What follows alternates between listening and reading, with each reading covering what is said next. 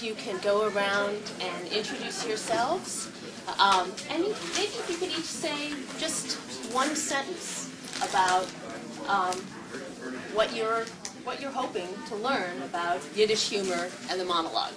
Not anything long, no long monologues, but just if you have one thing to say about Yiddish humor, I would like to hear it. So I'm Gabriella Safran, and I teach in the Slavic department at Stanford.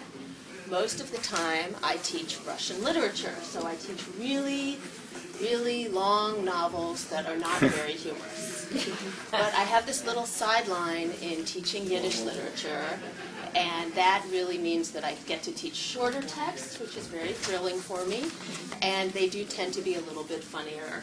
And that's always been exciting for me. But I've never really worked on humor. I've never done scholarship on humor. I've been doing very serious topics. I've been working on serious topics since I started as a professor. I wrote a book about Russian assimilation of Jews in the Russian Empire and how that was reflected in Russian literature in the end of the 19th century.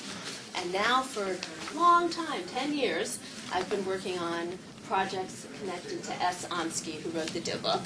And I'm just finishing up a biography of Ansky, Wandering Soul, that will be out in... Movie.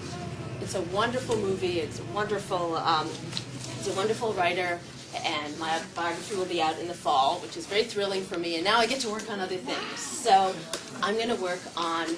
I'm very interested in monologues, and especially funny monologues. And especially funny monologues by Sholem Aleichem. So what we're going to talk about today will be Sholem Aleichem himself, his use of the monologue genre. We'll look at his most famous monologue. We won't read the whole thing, but we'll read the beginning and the end.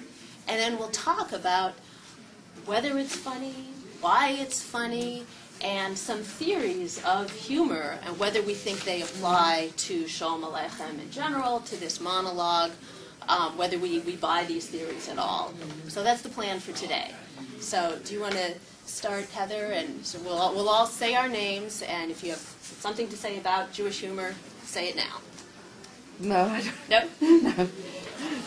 Well, just there's always humor among the tears, and there's always kind of there's an irony, there's a self-deprecation, and you know. Wow, they don't like the topic. This is sad. Okay. Okay. So that's what I'll say. Okay, so you're Heather. I'm Deborah, and I just love to be made to laugh. Excellent. Hi, I'm Beth, and occasionally I've interjected some humor in my everyday life just to get some humor in there. Like saying, such a deal, and it cracks everybody. Okay, so certain phrases somehow seem funny to us, right? And that's something we'll talk about in relation to the Sholem Aleichem monologue. Well, my name is Ani Rubin. I am a sucker for Sholem Aleichem. I even wrote a book about him, his work, his life, his times, and, well, a monologue by Sholem Aleichem. Wonderful. I didn't miss a chance to hear it. Wonderful. Charlotte, I just thought it'd be interesting to see if it relates to all the sort of Jewish humor that we knew, Jack Benjamin. Excellent. That's the Yiddish one, and there's an English handout, I think, over there. Excellent.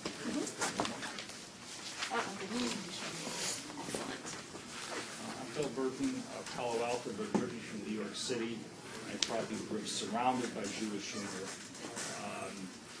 On television, of course, in the movies, Woody Allen, Jack Benny, and Mark Saul, you just name the list. Excellent. Yankel Goldstein, and I enjoy it, and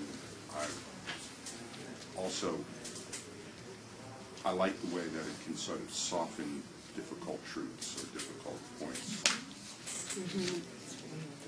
I'm Jill Tomer. I'm from Manhattan, and I used to think that only Manhattan was New York, and that only Jews were funny. And my sister married a Catholic man, and they've been married 35 years, and he's a funny guy, but we attribute that to his having lived among Jews. This is kind of we're sort of fixated on what's humor and what's Jewish, and can you separate them? This is great. Okay, so we have a lot of kind of expertise already in the room about humor. I was explaining earlier, I'm not from New York at all. I'm from Colorado. It's really far away from New York, and I feel like there's a certain kind of Jewish humor that I really, although I'm Jewish, that I approach a little bit as an outsider, and that I don't completely get. And I'm hoping, something that's very interesting to me is whether there are some kind of genetic links between Shalom Aleichem, the humor of a Russian Jew from the beginning of the 20th century, and the humor of New York. New York Jewish humor in the 20th century, throughout the 20th century. And if you all see connections, please let me know, because I'm very interested. So let me talk just for a few minutes about Shalom Aleichem himself. I know a lot of you know a lot about him. Some of you, I think, know more about him than I do. But just to get all of us on the same page, I'll tell you a few basic facts before we move into this question of short oral genres. How does he use these short genres? So Shalom Aleichen's real name was Sholem Rabinovich. He was born in 1859 in a town in Ukraine called Pereyaslav in Poltava, and he died in 1916 in New York.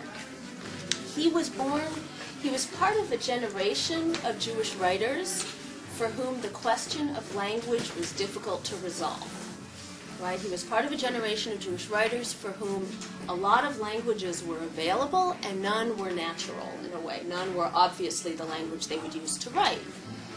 Shalom Aleichem, Sholem Rabinovich, was a guy who the first serious things he wrote were in Hebrew. He grew up in a world in which Hebrew was the serious language that men would use to write serious things, so he started out writing in Hebrew. He also was someone who was extremely comfortable in Russian.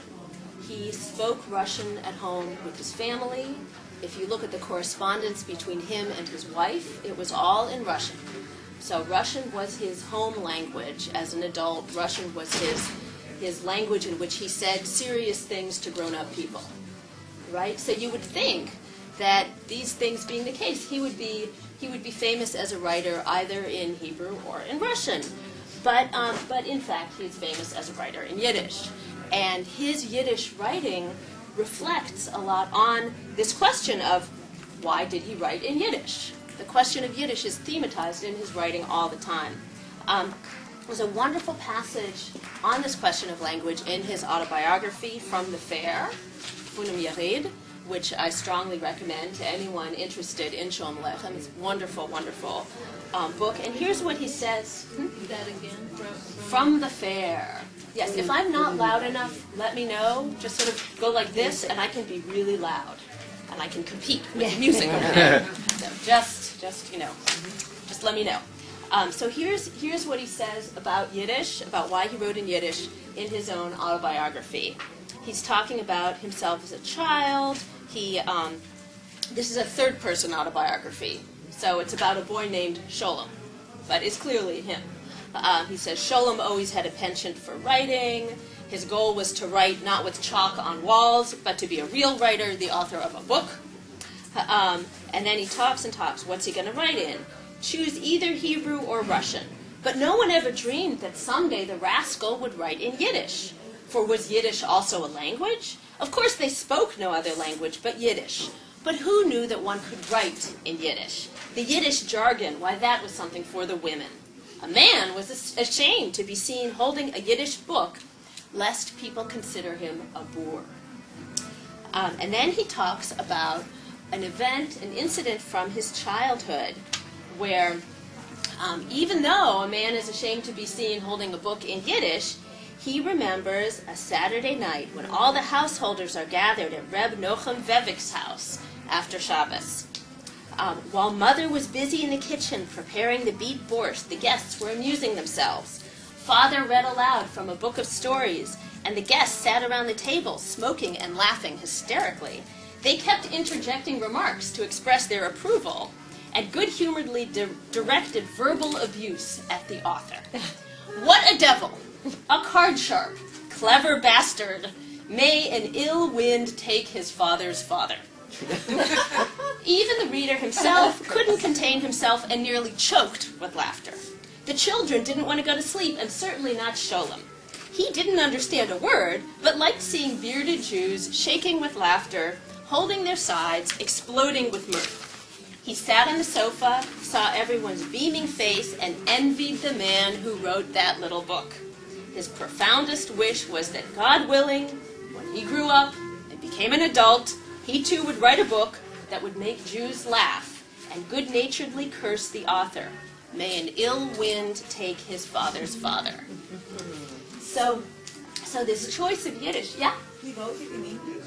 No, this is a translation. He wrote it in Yiddish, Funim Yarid, and it was translated, I think it's a really good translation by Carl Levian. From the fair, yeah. How recent is this? How recent is he died in 1916, so he actually wrote it a long time ago. But the translation, this edition is from 1985. Because I know when I wrote, I had to do my own translation. Yeah, so there's old translations of Shalom Aleichem and there's new translations of Shalom Aleichem, and there's kind of a gap in between, and we might talk about it a little bit.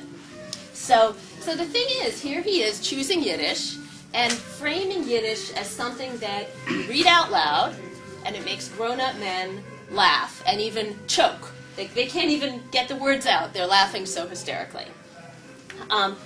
And ultimately, as we know, Shalom Aleichem went ahead and he chose to write in Yiddish. And he wrote a lot of things. The most famous are probably the stories of Tevye the Dairyman, the railroad stories, Motel the Cantor's Son, and Menachem Mendel, the Letters of Menachem Mendel, which is an epistolary novel, right? It's a novel in letters. He wrote in the Russian Empire, and then in 1905, following 1905, he immigrated to the United States, and he wrote there. He wrote in New York. He became more and more popular throughout his life. By the time he died in 1916 in New York, 150,000 people attended his funeral. So he became this kind of cult figure within Jewish culture. And it's important to see him as being within the context of not only of his own personal choice of writing in Yiddish, but of what Yiddish meant at the time. So Yiddish, for the generation of writers that included Shalom Aleichem, Yiddish was a way to reach the masses. The masses. There was a feeling that, ordinary Jews, regular Jews, Proste Yidden, what did they speak? They spoke Yiddish. And if you wrote in Yiddish, you could get to them, and if you got to them, you could educate them. And that would be great, because your attitude as a writer was, I know stuff they don't know. And I want to educate them, and possibly I want to radicalize them and make them political. Shalom Aleichem maybe wasn't so political, but a lot of Yiddish writers were thinking, get to the Proste Yidden and radicalize them. So Shalom Aleichem is really part of this tradition. And because there was this sense that you use Yiddish to get to the masses and educate them, there was also, and this feeling of superiority that the writers had, you get this generation of Yiddish writers who are interested in criticizing the traditional Jewish way of life in Yiddish. They're writing these Yiddish texts that are funny and that are satirical and that are really meant to show the Proste Yidden, the masses, everything that's wrong about the traditional way that they live, right? And it should inspire them to improve.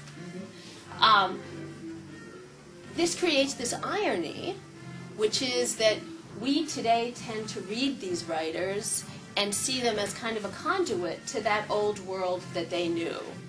And sometimes we don't. There's a kind of funny disjuncture between they're attacking it, but we kind of read them as praising that world and feeling nostalgic about it. And some of them maybe do feel a little nostalgic underneath the satire. right? So there's a very delicate balance of humor and satire and kind of gentleness and harshness that you have to be sensitive to, I think, when you read the Yiddish classics. And I mean Shalom Aleichem, Mendel HaMoicher Sforim, Yud Lamed Peretz, this whole generation, they're not just sweetly nostalgic about this world that they're discussing, they have a very complicated attitude. Okay, so that's kind of a general background to Shalom Aleichem as a Yiddish writer. Now I want to talk a little bit about short forms, short oral forms. Shalom Aleichem is famous for writing in short oral forms, short kinds of stories that involve people talking. And I want us to think about that a little before we look at our text. So the fact that Shalom Aleichem wrote in these short oral forms, it's not that he came up with the idea. Shalom Aleichem was very influenced by Russian literature. This was the thing that influenced him the most. He didn't read other Yiddish writers very much. He didn't necessarily respect other Yiddish writers. He barely knew about them, especially when he started out writing.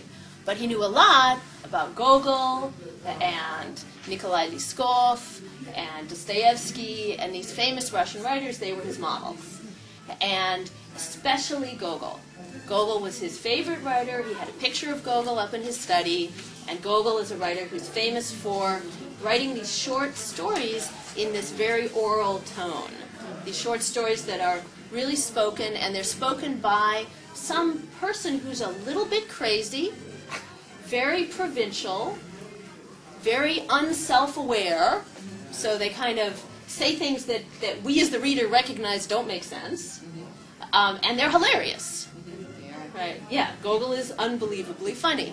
And we have to see Shalom Aleichem as producing his short oral forms out of his urge, his imitation of the Russian writers, the way he's influenced by these Russian writers. So it's not just a natural thing, it's also an artistic thing. It was also, in some cases, just a practical thing. I forget exactly which books, but several of his books were actually published as episodes in the newspaper. And then they were, of course, collected into a book. But yeah, but he wrote them as journal art or newspaper art. Yeah, thank you. That's a really important point. I was hoping someone would bring it up. That I think the most important thing about him is perhaps he was influenced a little bit by Russian writers. One always is, and he was familiar, as you say, with all of the literature around him. But I think that the great thing about him is that he really wrote about his Jewish setting, not imitating. He wrote stories about life as he experienced it, and whether you call these people in the normal folks crazy, they were types. He renders the types the way they are, reproducing exactly the language in which they spoke. This is wonderful. This is so true. Let's kind of hold. So it's a wonderful thought, and I don't want us to talk about it until we actually have a text in front of us. So I want you to hold that thought, and when we get to the monologue that we're reading, then I want us to really bring out that thought and talk about types. No, that's just so. one tradition. Yeah. They're not Russian types. They're Jewish types. Let's hold it until we get to a monologue so that everyone is on the same page and they're all looking at the text. So do you all have a handout? Yeah? Okay. And your handout should have, the first page should say, a stepmother's invective. Does everybody have that? There are more over there. He was so hilarious when he was He doesn't write about it. So, okay, does everyone have a handout that says a stepmother's invective on the front page? The Yiddish one is Das Teppel. Yeah, the Yiddish one is Das Teppel. Right. But that's not the same. No. So Oh, the okay. Yiddish, the main text that we're going to read is in Yiddish, but the other sort of side text we're Got going to it. read, we just have in the English. So these short forms. So first I talked a little bit about Gogol, and now I want to talk a little bit about the Jewish sources and the real life sources, the experiential sources of Shalom Aleichen's short oral forms. And again, this is another quote from from the fair, from his autobiography, where he talks about the first text he ever wrote. And it is a short oral form. We're not going to read this whole chapter out loud, but I gave you all of chapter 45, A Stepmother's Invective, and I'll tell you what it says. What it says is, he gets a stepmother. This is about the child Sholem, the child Sholem Alechem, or Sholem Rabinovich. He gets a new stepmother. She shows up. What does she do? She curses. All the time. She has a fiery temper. She is from Berdichev, and she speaks with an authentic Berdichev stepmotherly vocabulary on the bottom of 137. And every word, it says, was accompanied by a curse, delivered good-naturedly. So what does her new stepson Sholem do? He is very fascinated. He starts copying down her curses. He listens to her, he writes them all down, and then at a certain point, he realizes that he feels the need to alphabetize them. So if you turn to 138, 139, you see that he assiduously gathered them one by one until he had enough material to alphabetize. This is from the bottom of 138. He sweated over this for a couple of nights and assembled quite a nice lexicon, which, if memory serves him, went something like this. And I'm sure you see this nice alphabetic list all the way from A, abusive, to Z, zany.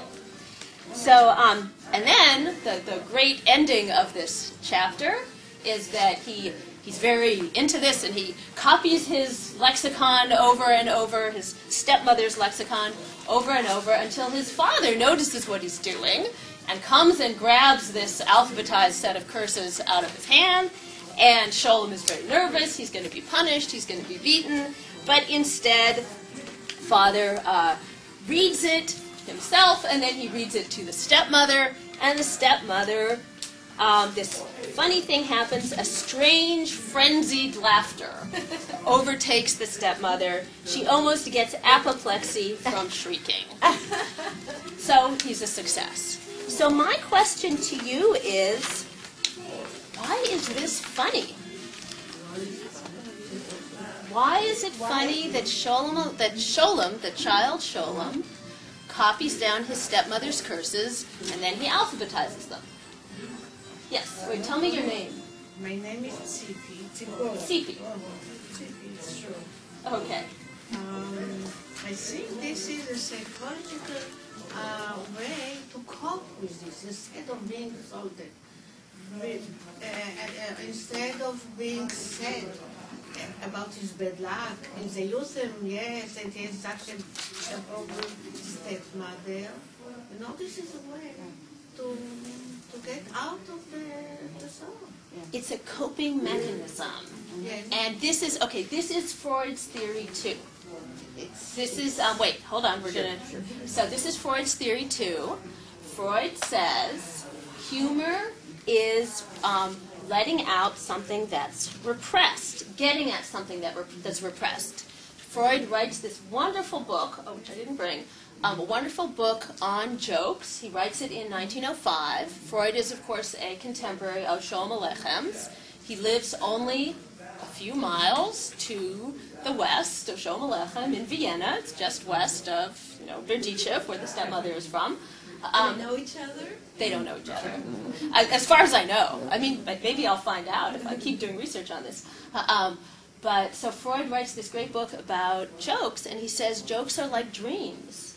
They function the same way as dreams. He thinks dreams are full of wordplay, and jokes are full of wordplay. He says dreams are full of these kind of compact things. So a lot of anxieties, a lot of things you have repressed are all sort of boiled down into one little thing, and then if you unpack it, you find that it's huge. It contains a lot of stuff that you're worried about. So jokes do that same thing. And jokes like dreams are a way to deal with and vocalize the stuff that you don't want to deal with and vocalize in regular life because you're repressed, right? And Sholem certainly is in this position of being, he's oppressed, right? he's in a situation where his stepmother has power over him, and he doesn't have power, and he doesn't like that, and he wants to reassert power, and he does this with the lexicon. It's also, So you have another theory. well, it's an extension of that. It's also, he's added a sense of exaggeration. He carries it further, the oppression, even further. Yeah. He says, you're oppressing me, I'll carry it even further, and a sense of the absurd. Yes, yes, absolutely. There's something very absurd about the lexicon of alphabetized curses, and it draws attention to something that the stepmother is doing, and then it kind of blows it out of proportion, which is funny, and also which gives him power back again. I saw another. Yeah, so I mean, I picture. What's your name? Eric. Eric. Okay. So I picture that here he is. He's a cheder yingel, right? So what would he normally be studying? You know, a blat Talmud Torah. So what does he do when confronted with, you know, Loshen Hora? He treats it like a Litvak would, and he categorizes it. And what makes it so He's a funny? Galicianer. Yeah, but he's acting like a Litvak here, right? And which is kind of the funny thing, right? And it's this whole juxtaposition of what do you characterize? It should be Talmud Torah, and instead it's the Loshen Hora. Yeah. So he's taking something that's very this world, that's very secular, that's very kind of day-to-day, vulgar, and he's reinserting it into a liturgical genre. So you're connecting it to the Talmud, but isn't there a liturgical genre that of the alphabetic acrostic? Piyutim. Right? Yeah, right. There's right. all these piyutim that are alphabetical acrostics. It's a familiar, very Jewish, liturgical, sacred genre, and he's loading up this sacred genre with the curses of his stepmother. And that mismatch between the generic form and the content, I would argue, is funny. Right? The word I saw mismatch, that's that- the funny. There's a mismatch. There's a Like mismatch, that. exactly. The mismatch is funny, and it's more of this absurd. Yankel, you had Right. a... I mean, I agree with that very much. It's sort of almost like doing a research project on this garbage that is just part of daily life. And I mean, the only thing I would add to it is, it seems to me it's somewhat similar to what we do now, even right this very minute. That is when, you know, people used to curse all the time, and it would just roll off their tongues, and they could be creative with it and take half a curse from this one and make it really fit the situation. And now it's something we study, and there's something. I mean, I value that. I'm not trying to attack it, but there's something wrong with that. It's a little bit like we're giving a lecture about humor. It misses the point. Yes, this is a very famous sentence by, I think by Mark Twain about humor, right? It's possible to, see if I get this right. See, I'm one of those people who likes to study humor, but I'm not necessarily good at telling jokes. Studying humor is like dissecting a frog. Like dissecting a frog. It is possible to do it, but it doesn't teach you much, and it is nearly always fatal to the frog. So yes, it is a pity, I think, on the one hand, that here we are reduced to talking about humor instead of indulging in it ourselves. But what I really love is that I think Shalom Aleichem was like us.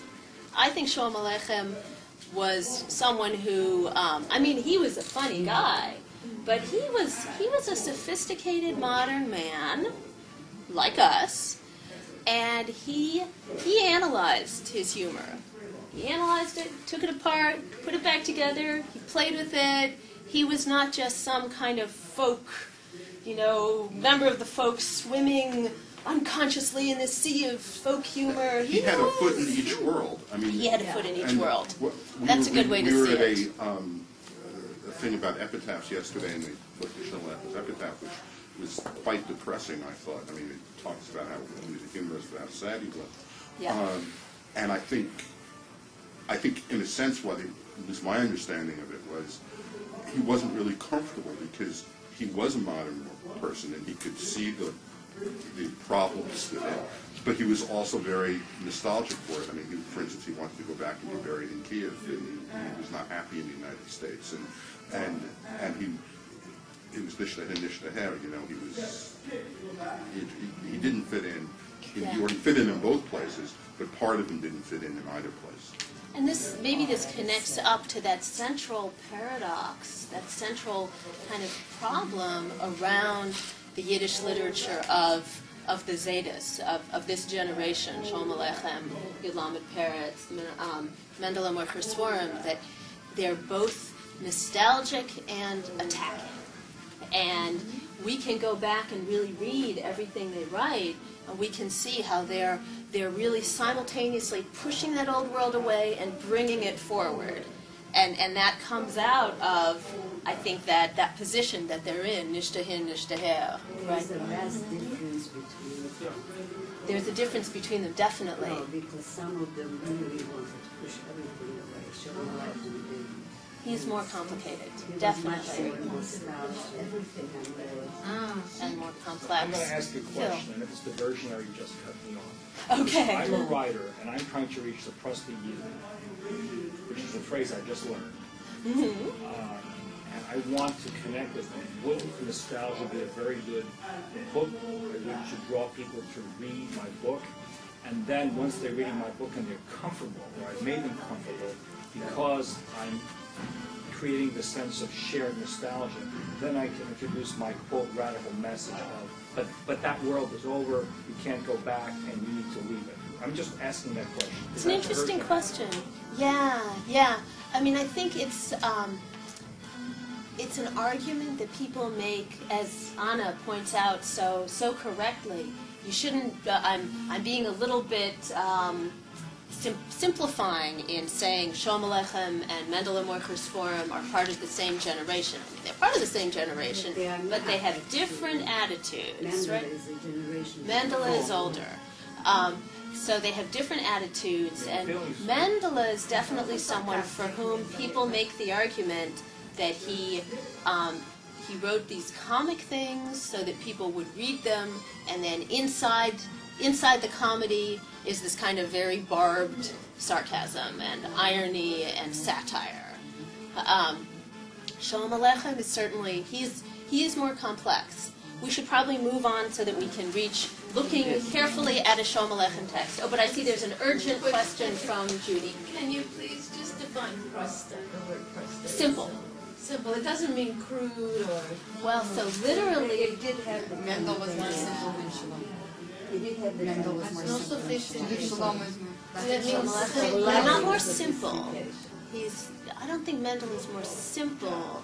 This may be a different class. Probably we should not get too far into discussions of the difference between Mendele and Shalom Aleichem, because I'm worried it will prevent us from reaching our text. Just one thing. Yes. You know, in addition to his dictionary, glossary, instead of being so miserable that he's a Yosef, yes, I'm an orphan, he says, I'm happy aside, I'm happy that I'm a Yosef, because I was, don't touch him, don't beat him, he's never a Yosef, so he benefits from this miserable situation. Yeah, this is a wonderful point. If any of you have read Motel the Cantor's Son, Motel Pesetim Chazans, it's a wonderful, wonderful novel about a child who's an orphan, and he begins with this very famous statement, I'm so lucky to be an orphan, now I'm free, right? And you see this echoed, this is a theme. Shalom Aleichem is kind of he's a writer who has certain themes that he comes back to over and over again, and one of them is this theme of being an orphan and the connection between being an orphan and being a writer, right? And it's very neatly kind of brought up in this Stepmother's invective chapter. So let's, you also had an urgent question. Okay. I think curses are hysterical. And I wonder if he also, I mean, they're funny. I used to ask my Bubby, what does that mean? And then I'd laugh. But yet she was saying it, like you said, with that undertone. I mean, she really meant it. Yeah, So- well, you know, curses, there's a wonderful, Oh, there's a wonderful different book story. about curses. What is the name? It's by James Matisoff, Matisoff. He taught at UC Berkeley. It's a short book. You can find it on the web. And it's about curses, blessings, various other of these expressions that are kind of magic and how they work. And he talks in very interesting ways about how curses do various things. They, on the one hand, you're cursing someone. You hope on some level that your words are magic and that your words will cause someone to get a stomachache or whatever it is that you're hoping for them, you know? But it's written like a blessing, But- it's written like a blessing, but not a... But at the same time, he talks about how curses can function as a, there can be curse contests, right? There can be curses that you say when you mean the opposite. So curses maybe are a little bit like Shalom Aleichem himself. That's They're what I'm more trying to complicated than you would think. So let's move on so we can get to the pot, which is the monologue that we're going to talk about. So as I was saying, Shalom Aleichem is famous for these oral type genres.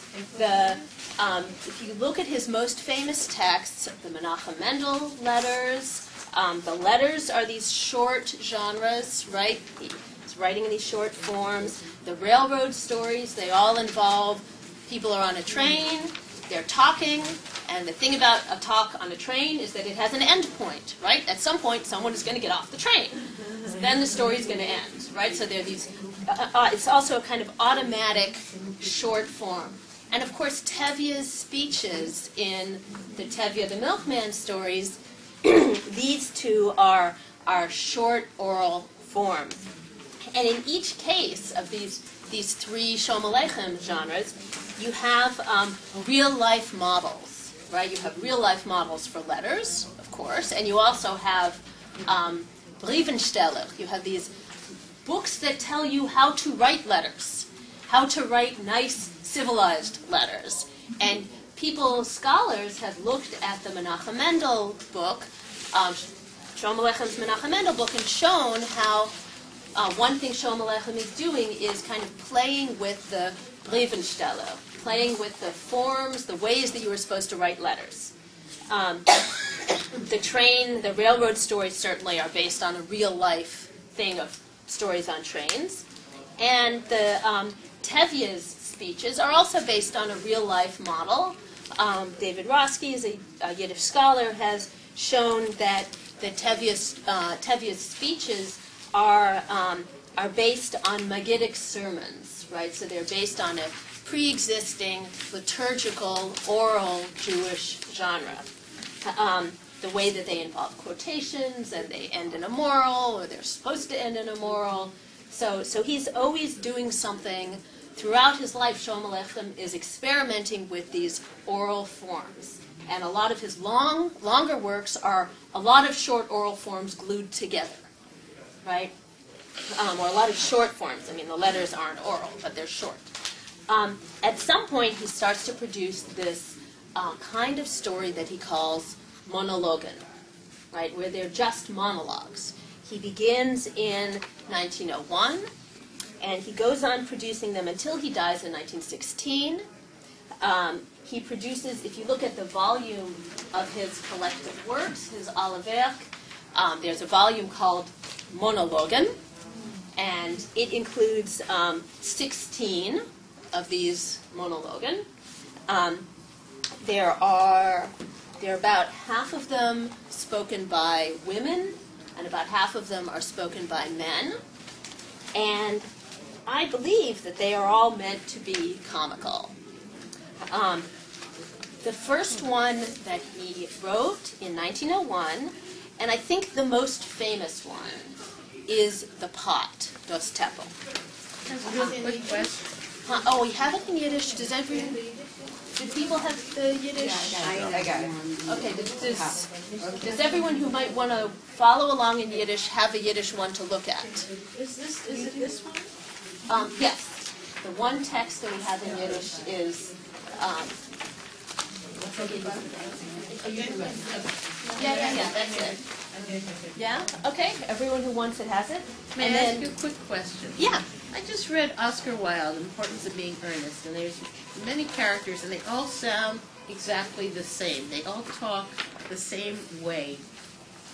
Do you know what I'm saying? Mm-hmm. You can't, if it didn't say which character said which line, you wouldn't know, because they all speak the same way, and I'm just wondering if in these 16 monologues, they all sound like Shalom Aleichem, like the same person They just all putting on a sound- different hat, or do they take different As- voices and characters? I don't So understand. here's where we get to Anna's point. They are types, and we'll read this one, and then we'll start to know. I know some of you know what literary type is, maybe not everyone. So we'll talk about this, but they are each spoken by very, very different voices, very different kinds of verbal tics. Are they caricatures or types? We'll see. Yeah, like this very We'll first line of read- this. That's we'll one of read those it. types. Yeah. We'll read it, and then I think we'll be able to look at the text and make a decision. Who is reading it? You are reading it. I am. Well, this is what we're going to do. We're going to, it's too long a text, I think, for us to read the whole thing. So we're going to read the first 2 paragraphs, and then we're going to read the last 3 paragraphs. They're very long paragraphs. And people who want to read are going to volunteer to read, and we're going to read it in English. And after we read those 5 paragraphs in English, we're going to ask Anna to read the first paragraph and the last paragraph in Yiddish. So I know some of you will have the I Yiddish thought text you to were look going at. to solicit volunteers. No, everyone it gets to volunteer except you. You are just chosen. You're doing a sign. Yes, if anyone wants to help out with reading the Yiddish, they're certainly very welcome. So who would like to start reading the English? For the pattern? For the pot. Right, and someone who feels that they are funny and they're going to perform that first paragraph in a funny way. Okay, you go. Rabbi, a question's what I want to ask you. I don't know if you know me or if you don't know me. Yente's who I am, Yente the dairy vendor. I deal in eggs, see? And also geese, hens, and ducks. I have my steady customers, 2, 3 households. May God give them health and long life, because if they didn't support me, I couldn't buy the bread to make a prayer over. I manage, see, grab a groschen here, grab a groschen there, sometimes here, sometimes there, give a little, take a little, manage if you can call it that. Of course, if my husband, may he rest in peace, was with me now in the flesh, well, though to tell the truth, life with him was not what you'd call milk and honey. A wage earner, you should pardon the expression, he wasn't. He'd just sit and study while I slaved away. That's what I'm used to, slaving away, ever since I was a child, in my mother's house. May she rest in peace. Batya was her name, see, Batya the candle fitter. She'd buy up tallow from the butchers and braid the candles. Who'd heard then about gas, or about lamps with glass tops that drip all the time? Just last week, a glass top of mine burst, and 2 weeks before that... Next paragraph? Who wants to read the next paragraph? Go for it. Now, what were we saying? Yes, you said died young. When my Moshe ben Zion died, may he rest in peace, he was all of 26 years old. Huh? 26? Let's try that again. 19, he was at our wedding. 8 years it has been since he died. That makes it altogether 19 and 8. Seems it's as much as 23. So, how did we get 26? Because I forgot about those 7 years he was sick. Though as for being sick, he was sick much longer than that. He was always sickly. I mean, he was really healthy, except for that cough.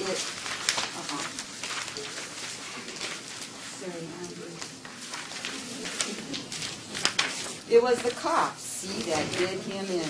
He was always coughing. May it never happen to you, Rabbi. Not always, of course, but at times when the cough got into him, he'd start coughing. And once he'd start, he'd cough and cough and cough. The doctor said he had some kind of spasm, that is, the kind that if you want to cough, You cough, and if you don't want, you don't. 1, 2, skidoo, fiddlesticks. Goats should know as much about getting into strange gardens as they know, the doctors I mean, about what's going on. Take Reb Aaron, the Shaket's boy. Yaakov they call him. He had a toothache, see? And then they tried everything from soup to nuts, but nothing helped. So he went and put garlic in his ear, Yankel that is. He'd heard that garlic's a cure for toothaches. Well, there he was climbing the walls. And he kept the garlic a secret. So the doctor came and took his pulse. Why his pulse, you idiot? Anyway, if they hadn't carried him off, Yankel that is, to Yukaputz. Do you know where he'd be by now? There, with his sister Pearl, poor thing, her luck left her. God forbid it should happen to you, Rabbi, in childhood. Who's the next paragraph? I will assign if nobody volunteers. I'll volunteer then. Go for it. But what were we saying? Yes, you said, a widow. I became a widow. May it never happen in this house. When I was still young, a girl, you might say, with a small child, and half a house on Pauper Street, the other half of Lazar's the carpenter's place. Did you know of it? It's not far from the bathhouse. But you're wondering, aren't you, why only a half a house? Actually, it's not mine. It belongs to my brother-in-law. Ezreel's his name. You must know him. He's from Vissalikut, some sort of town somewhere. And as for a living, he makes a living from fish. Quite good living, depending on what the river's like. If it's calm outside, fish get caught. And if fish get caught, then the price is cheap. When the wind's out, fish don't get caught. And then the price is high. But things go better if fish get caught. That's what he says, Ezreel, I mean. So I asked him, where's the logic? So he said, the logic is simple logic. If it's calm outside, fish get caught, and if fish get caught, then the price is cheap. When the wind's out, fish don't get caught, and then the price is high. But things go better if fish get caught. So I said to him, yes, but where's the logic? So he said, simple. If it's calm outside, fish get caught, and if fish get caught, then the price is cheap. Fooey on you, I said to him. Go and reason with a clod. Okay, so it goes on and on and on and on, which is of course the point. But we are not going to read all of it. We are going to scooch forward. Is she the pot? Is she the pot? No, it will be about an actual pot. There will be a real pot in this eventually. That's part of the humor. Part of the humor is that she never gets to the point. Yes. So let's go to page 79. Move on to page 79. And we're going to start reading again 3 paragraphs from the end with the paragraph that begins, what were we saying? Yes, you said, Shlemazel. And she's going to be talking about her lodger. She has half a house, and she rents out half of her half a house, 25% of her house, to this woman who has all these children, and the husband is a good for nothing, and the woman is a good for nothing, and the children are really terrible. And this is the worst thing in the life of Yenta is her lodger, Nessie, and her lodger's family. So who would like to read the next paragraph? Go for it. What were we saying? Yes, you said bad neighbors. Oh, Bad ism. No, yes, you're from Dairy and Meat. Where So are you? it's 79. Page 79. Hang on. Yes, you said Shlemazel. Hang on. So, but it's very telling that these paragraphs begin in similar ways, and it's very easy to get lost in this story. What were we That was saying? an excellent example of something that Sholem Aleichem did to this story. He catches us, right? We can't. Time does not move in this story. What were we saying? Yes, you said Shlemazel. She started in that lodger of mine and rolled out a dough of balabishkas from buckwheat flour and put a pot of milk to boil on the oven, and her children set up such a celebration, such cries of joy. My God, you'd think they'd never seen a drop of milk. Though, mind you, all our enemies should earn as much as there was milk in that pot. Maybe 2 spoonfuls, the rest water. But for such people, I guess that's something too. Meanwhile, guess who the wind blew in? The shamus. Oizer must have sniffed all the way out there at his prayer house that back here A royal feast was cooking, so he came flying home with a wisecrack as usual. Happy holidays! A miserable, a dark and bitter day to you, she said. Why so early? So he said, I was afraid, God forbid, I should come late for the blessing. Tell me, how do I pronounce this? Gnessy. Gnessy. What's cooking there on the oven? The plague, she said, in a little pot, especially for you. So he said, why not a big pot? It could be for both of us. So she said, boiling mad, damn you with your wisecracks. And she reached for the pot holder to get to the pot. Well, the pot turned over and the milk splashed all over the oven. What shrieks and screams! Gnessy was cursing her husband with deadly curses. Lucky for him, he managed to slip out fast. And the children were yowling, as if someone had just killed their father and mother. A curse on Balabeshkas with milk, I said. What if the broth spoiled? The milk, God forbid, might have made my pot trafe. So she said, the devil take you, together with your broth and your pot. Maybe my balabeshkas with milk, she said, are just as precious to me as all your pots and all the broths you cook for that precious son of yours. I'll tell you what, I said. May you all be sacrificed for the smallest fingernail from the smallest finger of my Dovidel. So she said, I'll tell you what, your Dovidel should be sacrificed for all of us. He's only one. What do you say to a slut like that? Shouldn't she have her mouth slapped shut with a wet towel? Okay. Next paragraph. Who wants to read? Sure. Go for it. What were we saying? Yes, you said, from dairy and meat, the same oven no good can come. So there was the pot, see? Upside down. And the milk spilled all over the oven, Rabbi. I'm afraid that, God forbid, it may just have touched my pot, and then I'm a lost soul. Come to think of it, though, how could the milk have reached it? My pot was standing there in a far corner, shoved away somewhere at the opposite end of the oven. But it's the old story, the chicken or the egg. Anything's possible. How can I be sure? Just my rotten luck. What if... Rabbi, I'll tell you the honest truth, see? Never mind the broth. A broth is a broth. Of course it breaks my heart. What will Davidel eat, poor thing? But I'll probably think of something, probably. Yesterday I brought some geese at the market, made some roast to sell, so there are a few giblets left for Saturday. Heads, innards, this, that. You can make something from it. But woe is me, Rabbi. How can I? If I don't have a pot. I'm afraid if you say the pot is trafe, I'm left without a pot. See? Without a pot, it's like I'm left without a hand, because I've got only one pot. That is, as for pots, I used to have 3 meat pots, but then Gnessy, may she sink into the earth, once borrowed a pot from me, a brand new pot, and then she goes and gives me back a crippled pot. So I said to her, what kind of pot is this? So she said, it's your pot. So I said, how can I get back a crippled pot when I gave you a brand new pot? So she said, shut it, don't yell at me like that, who needs your things? First of all, I gave you back a brand new pot. Second, the pot I took from you was a crippled pot. And third, I never even took a pot from you. I have my own pot, so get off my back. There's a slut for you. That's my favorite. Lawyers like me. Okay, so who wants to read the last paragraph? Sure, there's someone else. Go for it. Now, what were we saying? Yes, you said no such thing as having too many pots. There I was, see, left with 2 pots, 2 good pots, I mean, and 1 crippled pot.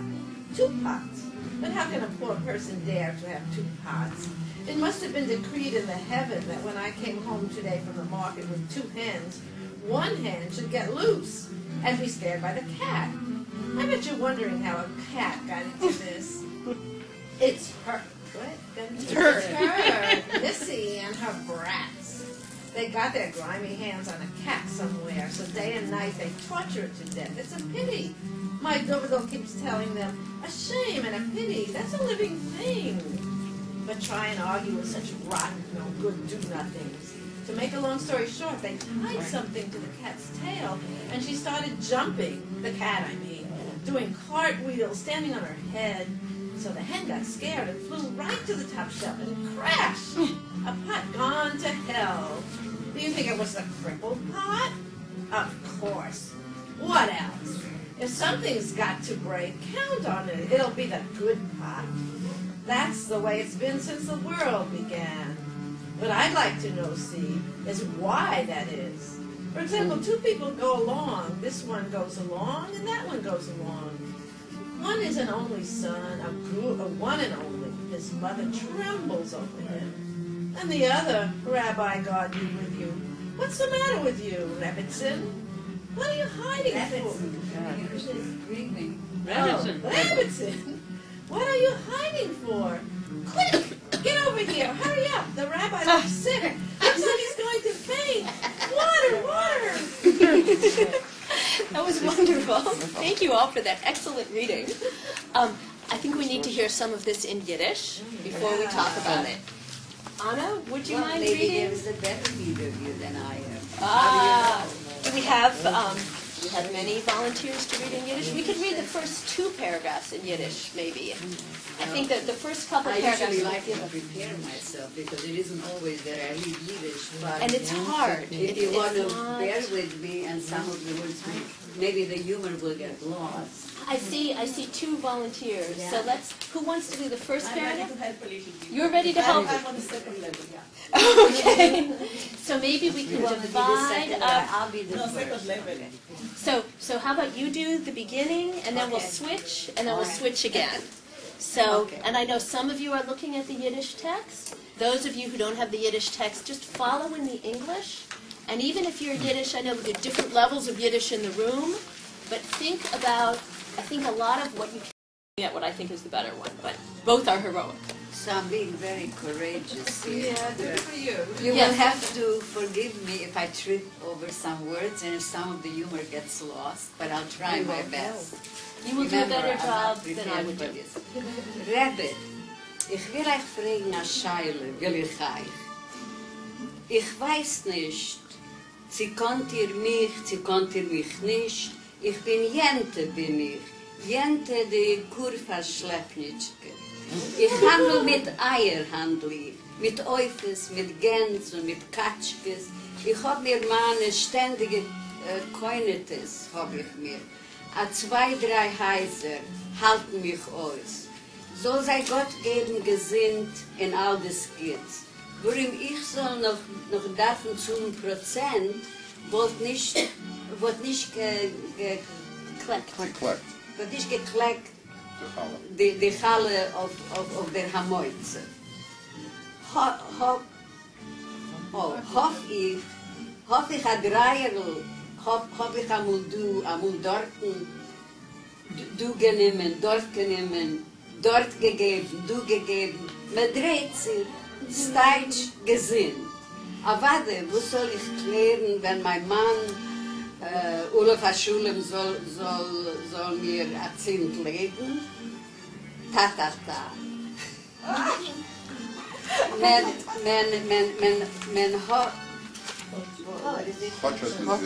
Men hotsch, als man will schmissen, das eigene Zerri, hab ich kein Honig für ihn nicht gelegt.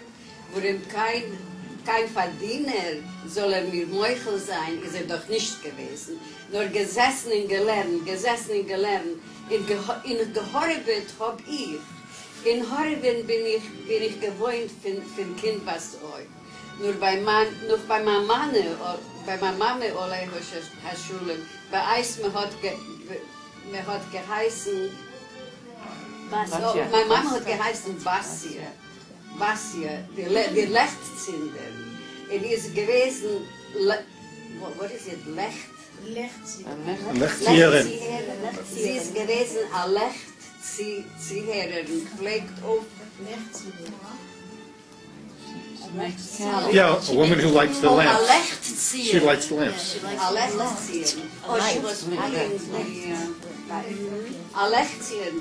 Pflegt auskaufen halt bei die Kapzunen in Ziehen Lech. Bei die Katzuven? Bei die Katzuven in Ziehen Lech. What is Halbene?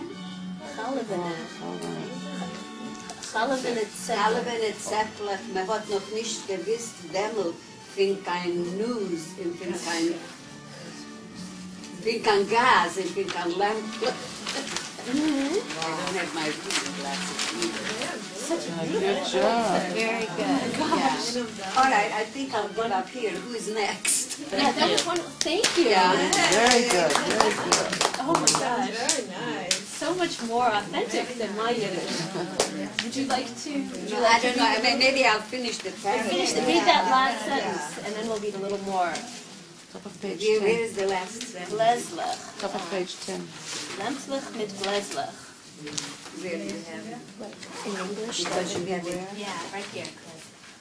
All right. Yeah, the glass. Gläslach was mit Märchen aus Mul. Erst jene Woche geplatzt bei mir ein Gläsel. Und vor 2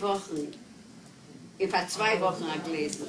Ja, akkurat. Was ist das gekommen zu reden? Wonderful. Thank you. Yeah. You keep that one. This is good. Would you like to read?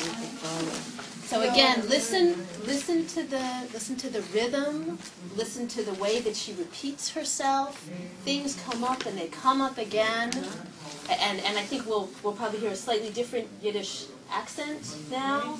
So also. This is not my Malmelution, I just want to say. Oh, but Lucian, I can already hear that it's going to be a different.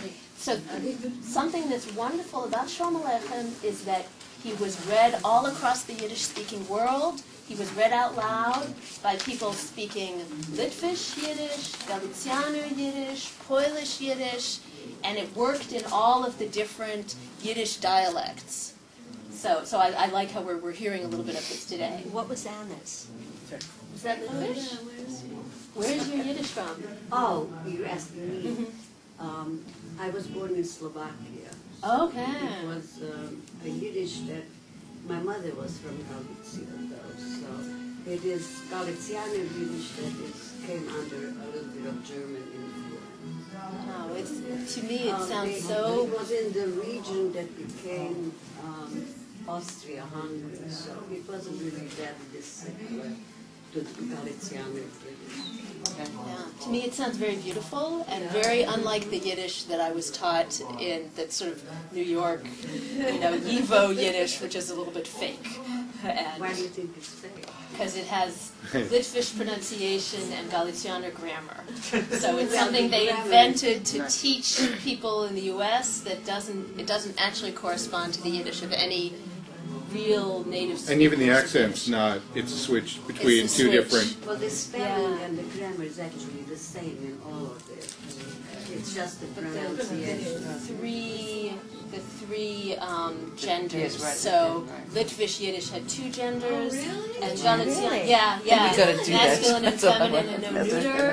And Galicianer Yiddish and all the rest of the Yiddish in the world had 3 genders. It had a neuter.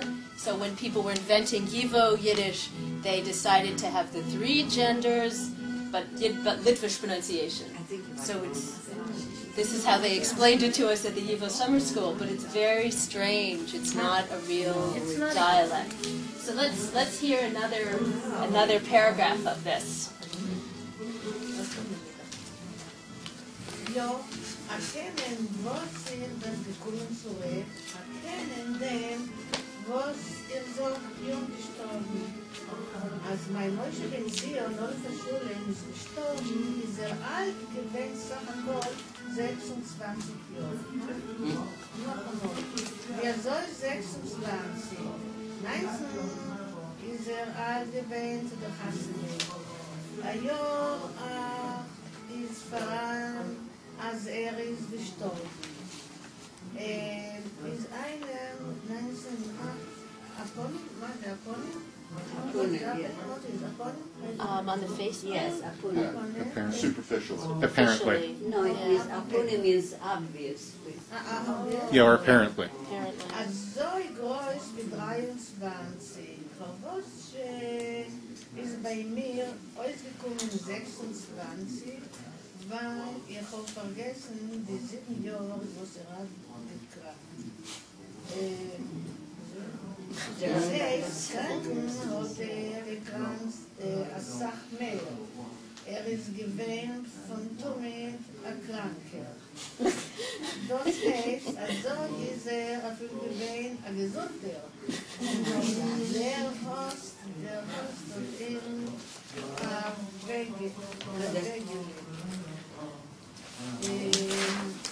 pflegt nicht verreichgefahren, ständig und husten. Das heißt nicht ständig, nur damit, wenn der Gust ist angekommen, pflegt sich verhusten und hat sich verholt, hat gewusst. Maybe we'll stop right here, right? So it sounds different. Yeah, it's a different Yiddish accent. Thank you. That was beautiful. Let us also applaud our second Yiddish reader. And let me ask, now that we've heard the beginning and the ending in English, and our gracious Yiddish readers have given us the chance to hear the first page and a half in the original in Yiddish. So I want to ask, why is this funny? You mean why is the Yiddish part funny or the story? Why is the story funny? And that's what we're going to talk about till the end of this session. So for the next 22 minutes, we're going to discuss what makes this funny, why did people think it was funny at the time. We can talk about the English, we can talk about the plot that we see in the English, we can talk about those elements of the diction, the funny language that we see in the English, and insofar as we have access to the Yiddish, we can talk about how the Yiddish makes it extra funny. Okay, Anna first. I believe that it is funny because it's not anything that is invented. It's something that Shalom Aleichem saw around him. There were such people, even though they are fictional, but there were such yentes who spoke like that around him. And he may have exaggerated a little bit to, to get to the point. But to show something which is real and people could identify, and they said, oh yes, this is the way she really talks, or there are such people around. This is what makes it funny. I think that's one very important point. Secondly, the way she goes on. Very humorous. She starts out with a pop, and in the course of it, she manages to show a slice of life. I mean, what happened, how she's making a living, how her mother was making a living, how her, all those things. So one thing that's funny, so I'm hearing two different answers, which, both are clearly part of it, right? Right. It's real. It's funny because you recognize something that's real. Now, I think this is a very interesting point because it's not obvious. Is reality funny? Do we naturally react to things that are, when something is reproduced and it's real, we look at a photograph and we think that's exactly how it looks. But is it necessarily funny? So part of what I think we have to unpack is the connection between the recognition, the reality aspect of it, and the funniness. And then Anna made another really important point, which is it's exaggerated. Right? It's a real thing, and it's more so. And a third point is, which is most important. And then we'll go to our next people. And that is the garden humor. It's the covering with the sadness underneath. Because that story is really a very sad story. If you take away all the humor, all the surface humor from it, what do you find? A poor woman struggling to make a living, and so many other characters around her. Yeah. So yeah. This world of although tremendous it's funny, it's not trivial. It's not slapstick. It's not that kind of humor. Excellent. So now I see we have 5 hands have been raised, so 6. So each of you, I'm going to ask you to just for 1 minute give your theory, and we'll see where we get. Okay, Beth first. I have my own angle. Shalom Aleichem came from a more enriched society where people would communicate with each other, and then he came to America where people were striving, and he found a more pedestrian society, and to cope with the banality of American society, starting to get into the industrial age, to cope with the sadness, the banality, and the pedestrianness of it. He turned it into.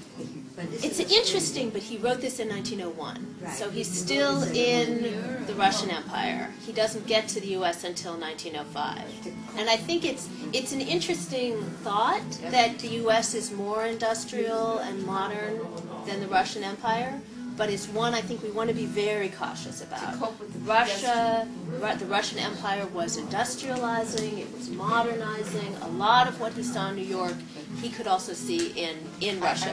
But I know we have 5 more hands and not so much time, so each of you will get 1 minute. I'll just mention the religious aspect, the laughter and the tears of this thing about the pot. You know, I mean, I'm sure that he sees the ridiculous over punctiliousness, this question of, you know, a bit of milk touching a pot and then making the fleshing pot milking or making it treif and so on. You know, and yet, I mean, these are things that people, you know, lived and died for, and yet there's a kind of a,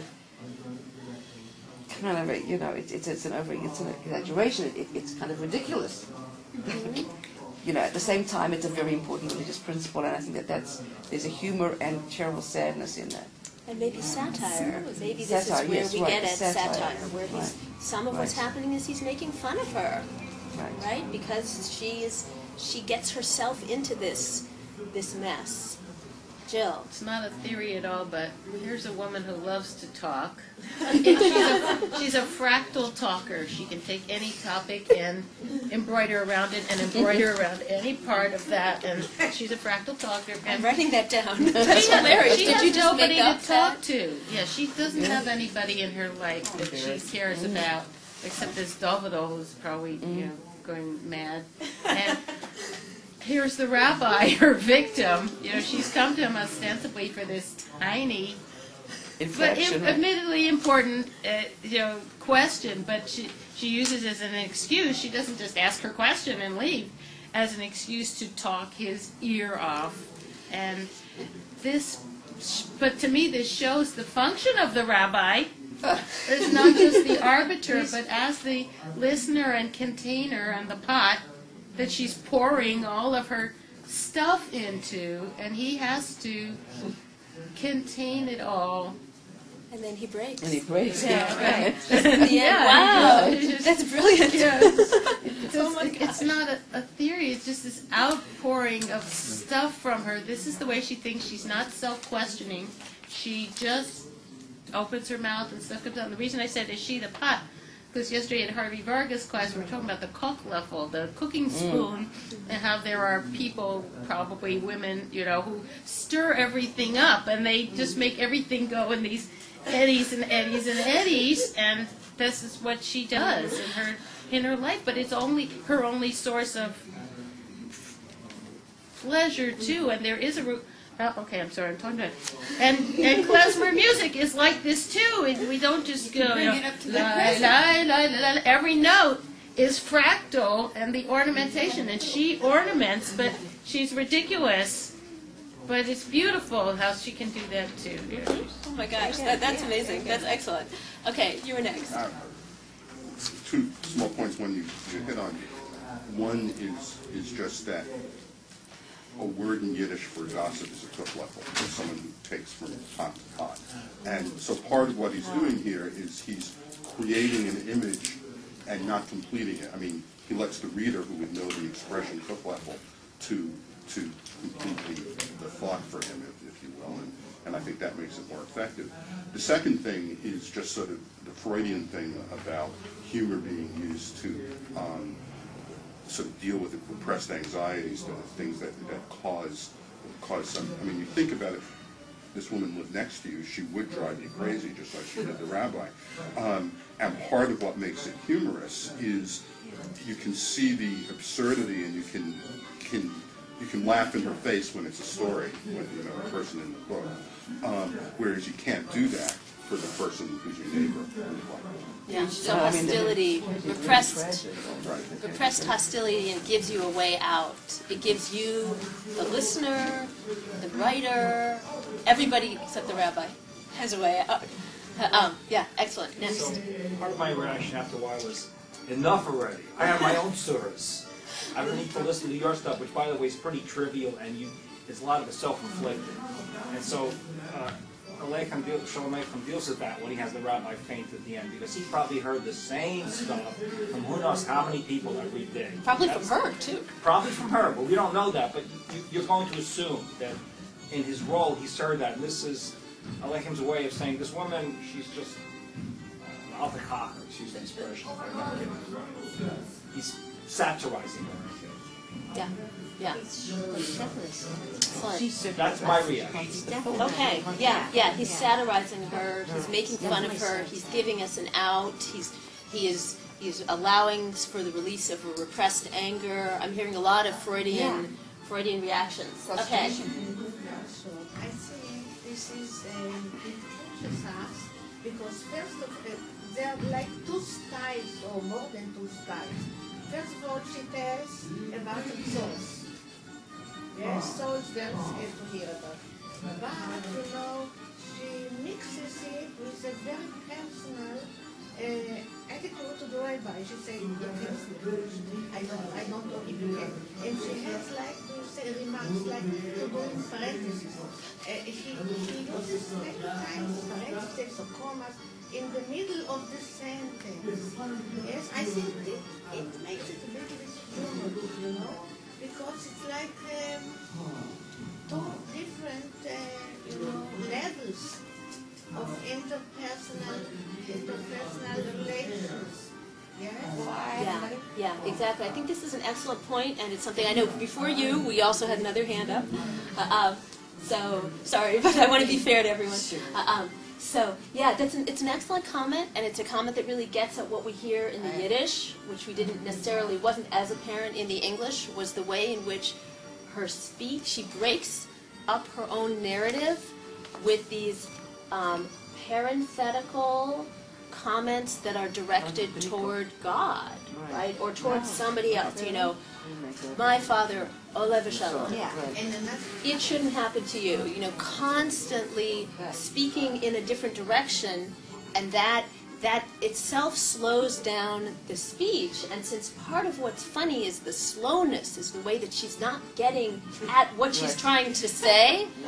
And it's not just that she's in general not getting at what she's trying to say. Every single sentence doesn't get at what she's trying to say. It's very tiresome. It's very tiresome. They both have So we're waiting. Sorry. The rabbi and her both have something in common, though, that nobody here has thought about.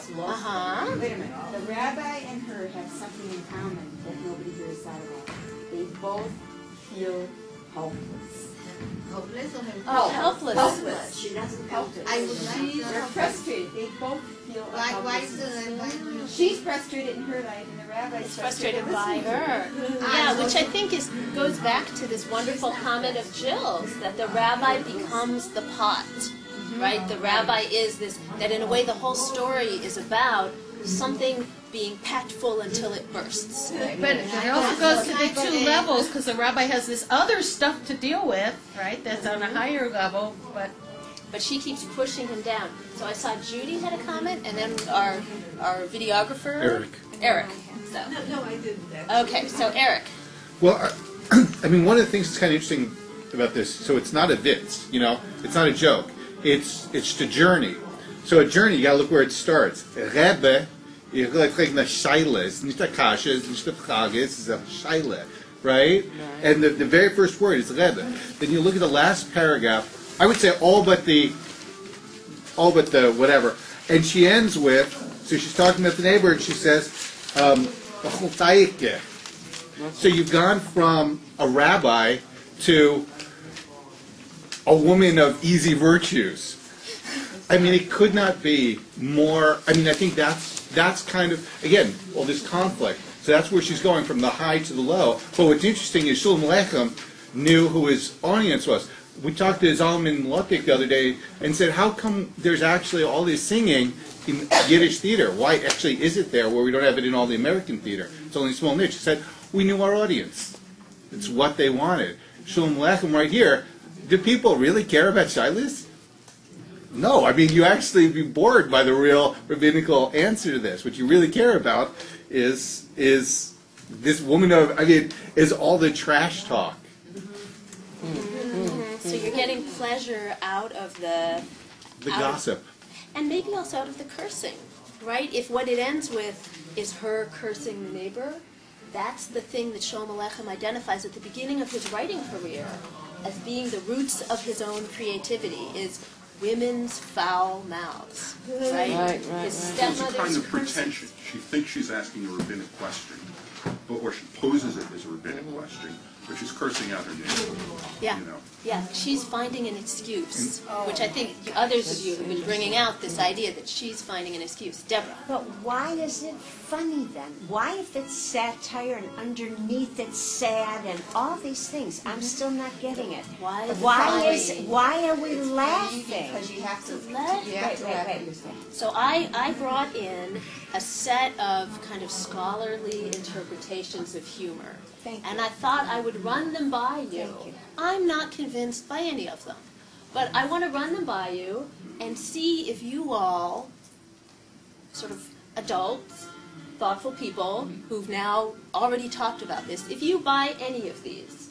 And the one that you guys like the most, maybe I'll write about. So here's the theories I came up with. So first you have Freud, right? 1905, he writes Jokes and Their Relation to the Unconscious. So he writes it 4 years after Shalom Aleichem writes Das Teppel.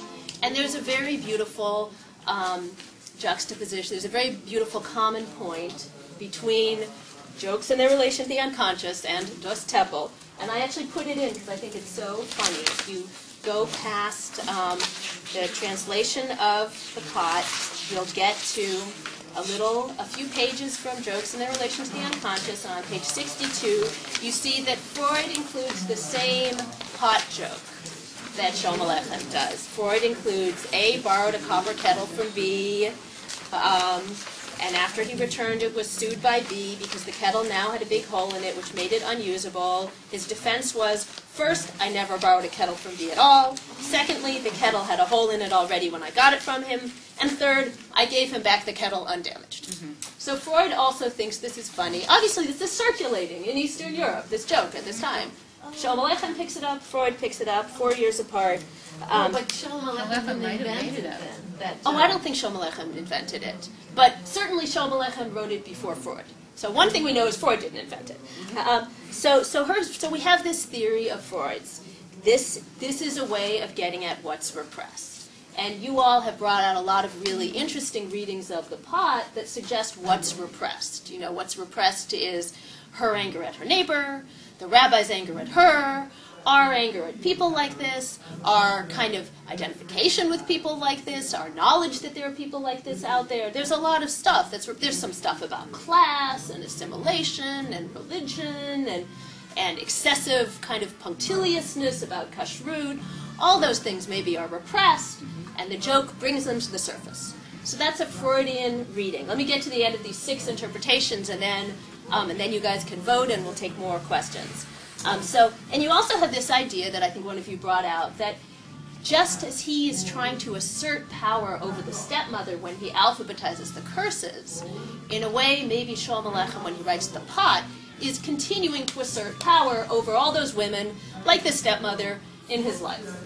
Right? So that's one theory. Right? You could also argue that he's kind of repressed a kind of anxiety about the talkativeness of being Jewish. Right? So how many people would agree that talkativeness is part, the Jews are a garrulous people, right? And that, maybe there's some sort of anxiety about that that's repressed, and the joke lets it out. The pot lets it out, right? Okay, that's Freudian. But the jokes that Freud analyzes, for the most part, have a punchline. And in that punchline, that's where whatever is repressed gets out. But this joke doesn't exactly have a punchline. It just goes on and on and on. So Freud says, we like jokes like that because we like the absurd. It returns us to our childhood, to some degree, the sort of pleasure of childhood humor. And also, Freud says, and he says it about the pot joke that he also analyzes, he says this is an uncovering of psychic automatism.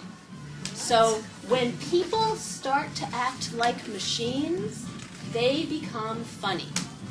And I'm sure we can all think about, the beginnings of film, funny films that involve, slapstick, people acting like machines. That's funny. I'm sure we can easily think of examples of automatism in humans being funny. So that's Freud's theory, is that this is part of what makes this sort of humor funny. And that's also the theory of another turn-of-the-century Jewish thinker, Henri Bergson, French philosopher, wrote a great book about humor, and he says it's all about automatism. So that's another theory. Theory number 3. This is a shaggy dog story. It's a joke that goes on and on. It's long, it's drawn out, and it ends with a pun, a non sequitur, or it ends with nothing at all. And people who've written about shaggy dog stories, there is a whole set of theory of shaggy dog stories. These people say shaggy dog stories are concealed attacks on the listeners. Yeah, sure. Every shaggy dog story, I'm quoting from an article about this, every shaggy dog story is essentially a trick which is pulled on the listener. Folklorists who've studied shaggy dog stories say it's an ancient genre. There have been shaggy dog jokes around since classical times, and that some people really relish this kind of pointless absurdity, but others really feel they're indignant. They feel like they're attacked. So that's number 3, theory number 3. Theory number 4, this is the postmodern theory. It's about the meaninglessness, the falseness of our expectations of meaning. We approach language, we approach literature, we approach our interactions with other people expecting meaning. We expect things to be neat. We expect to be able to take away little messages from things. But nothing works that way. Language doesn't work that way. Literature doesn't work that way. Life doesn't work that way. That's the kind of postmodern theoretical take on life, on language, and that's a way you can look at this kind of story, this kind of joke. You can say, it's not just making fun of the listener, and it's not just making fun of Yenta, it's making fun of all of us, because we have certain expectations for how jokes are going to turn out, stories are going to turn out, and we're not getting it.